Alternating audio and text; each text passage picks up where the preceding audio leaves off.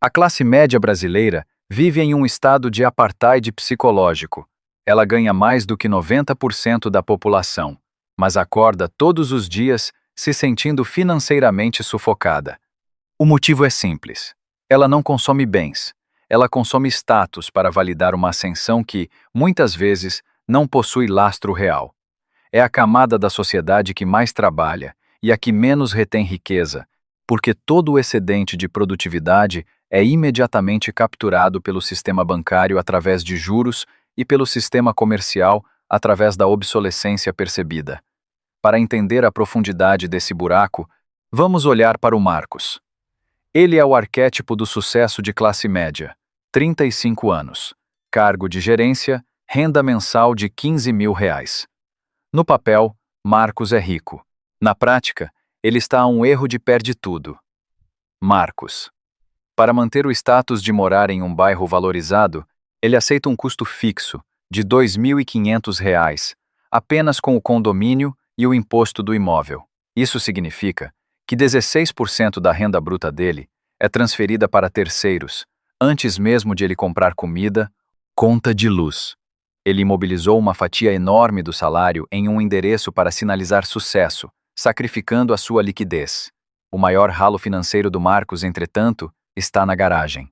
Ele dirige um SUV de R$ 160 mil, financiado em 60 meses. A parcela é de R$ 3.200. Mas o erro técnico de Marcos é o que eu chamo de cegueira do custo de carregamento. Ele olha apenas para a parcela. Ele ignora o IPVA de R$ 6.400, o seguro de R$ 5.000, a manutenção preventiva e, principalmente, a depreciação. No primeiro ano, o carro do Marcos queimou R$ 32 mil de valor de mercado. Quando somamos tudo, o Marcos gasta mais de R$ 5.500 por mês para ter o direito de dizer que o carro é dele.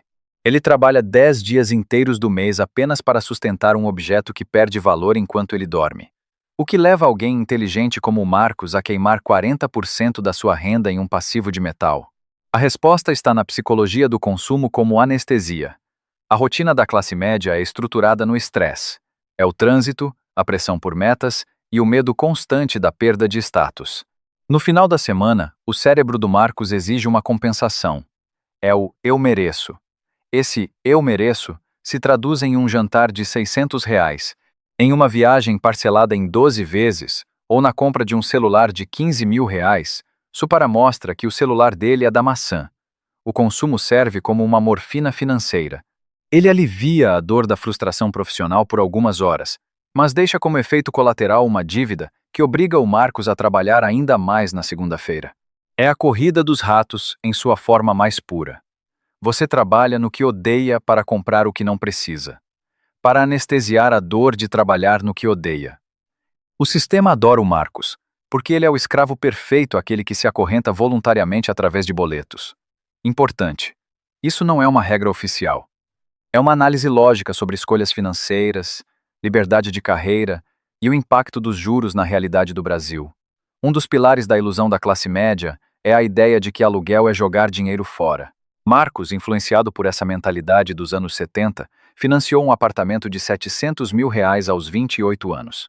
Ele deu uma entrada de R$ 140 mil, todo o seu fundo de reserva, e financiou o restante em 30 anos. A matemática aqui é implacável e cruel. Ao final do contrato, o Marcos terá pago ao banco o equivalente a R$ 2.100.000. Ele comprou um apartamento para ele e 2 para o banqueiro, mas o prejuízo financeiro é o menor dos problemas. O maior dano é o que chamamos tecnicamente de perda de opcionalidade.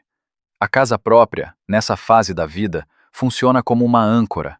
Se surgir uma oportunidade de carreira em outra cidade ou até em outro país ganhando o dobro, o Marcos hesita. Ele está preso ao CEP. Ele se torna um profissional barato para a empresa atual, porque o chefe sabe que ele não pode se dar ao luxo de ficar desempregado ou se mudar rapidamente. A mobilidade é a maior moeda de troca de um profissional de elite, e a classe média a troca por uma escritura que, na verdade, pertence ao banco pelos próximos 30 anos. Fora isso, 30 anos é muito tempo. Qualquer coisa que aconteça ao longo desses anos, que podem afetar o pagamento do financiamento, a pessoa terá de refinanciar E caso não consiga, acaba até perdendo seu imóvel. Imagina esse cenário agora, tudo que você investiu e fez para pagar, por causa de um problema que aconteceu, e você perde todo esse investimento e esforço. Existe uma pressão invisível para que a vida do Marcos pareça um comercial de margarina nas redes sociais. É a necessidade de mostrar o vinho caro, a fachada do prédio e o resort de luxo. Essa vida instagramável é financiada pelo limite do cheque especial e pelo rotativo do cartão de crédito. Vive-se para impressionar pessoas que nem conhece de verdade e, no fundo, estão competindo com você na mesma mediocridade financeira. O resultado é uma saúde mental em frangalhos.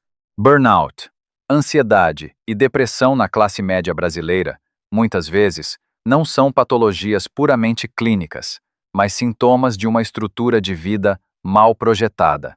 Nenhuma terapia de R$ 400 por sessão vai resolver a angústia de alguém que deve R$ 200 mil para o banco e não tem R$ 10 mil de liquidez para emergências. A ansiedade do Marcos é a percepção inconsciente de que ele é um equilibrista em uma corda bamba de boletos e qualquer vento mais forte na economia vai derrubá-lo.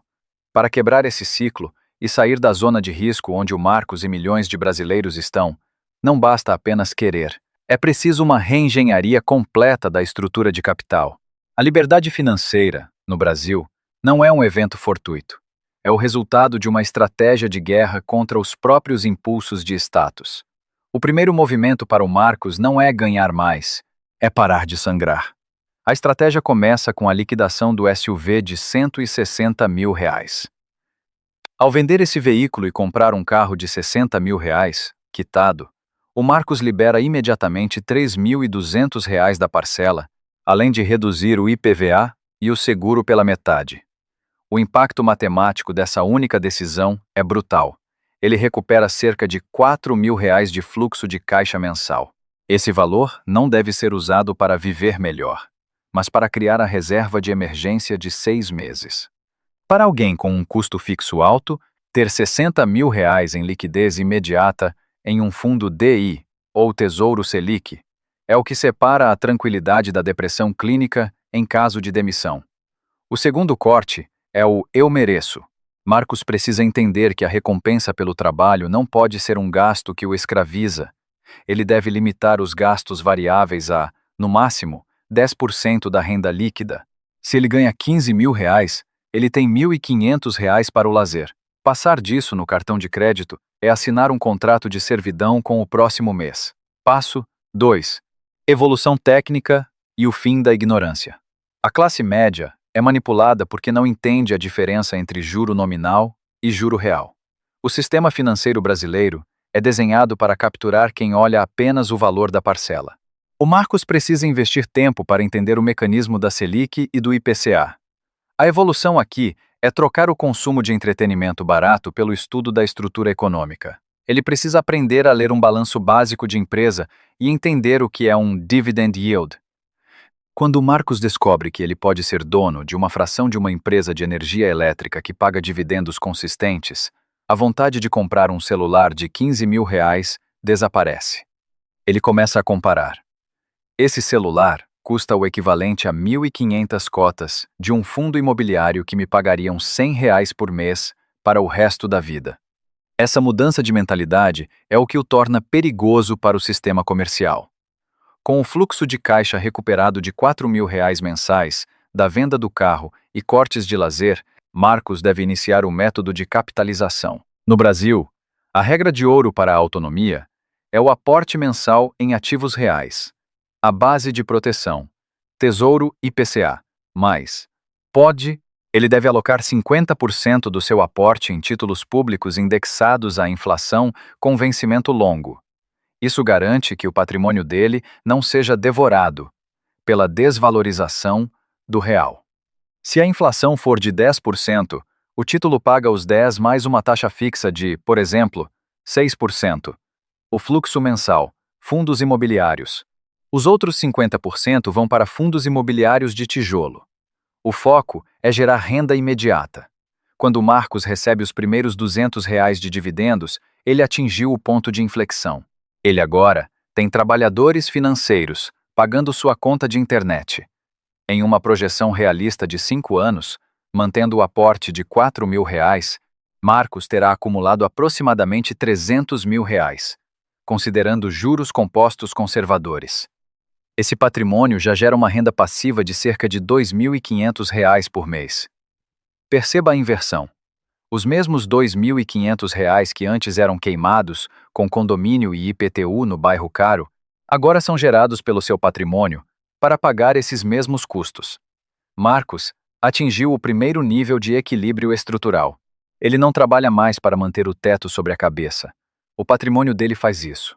A diferença entre o velho Marcos e o Marcos estruturado não está no que eles mostram no Instagram. O velho Marcos tem um carro de R$ 160.000 e um estômago corroído pela ansiedade. O novo Marcos pode dirigir um carro de R$ 60.000, mas ele tem a segurança de que, se o RH demitir ele amanhã, ele tem R$ 300.000 de lastro e uma renda mensal garantida. A independência financeira no Brasil não é sobre ficar milionário e morar em uma ilha, é sobre ter a opção de dizer não. É não precisar aceitar humilhação no trabalho porque o boleto do SUV vence amanhã. É poder mudar de cidade para ganhar o dobro porque você não está ancorado em um financiamento de 30 anos que te consome a alma. A classe média brasileira continuará sendo a mais iludida do mundo enquanto acreditar que patrimônio é o que se gasta. A realidade é que patrimônio é o que se retém e se multiplica. O sistema quer que você seja o Marcos da primeira parte. A estratégia exige que você seja o Marcos da segunda. A saída da armadilha da classe média exige a troca do status imediato pela liquidez futura. Se você gasta tudo o que ganha para parecer rico, você garante que nunca será rico de verdade. Riqueza é o que você não vê. São os ativos rendendo juros enquanto você dorme. Se você vendesse hoje tudo o que você comprou para impressionar os outros, quanto tempo de liberdade e paz você conseguiria comprar com esse dinheiro? Quer parar de repetir esse erro financeiro básico de viver para sustentar aparências e começar a jogar o jogo com estratégia real? Já deixa o like e se inscreve no canal. Aqui, a gente não vive de ilusão, a gente vive de estrutura.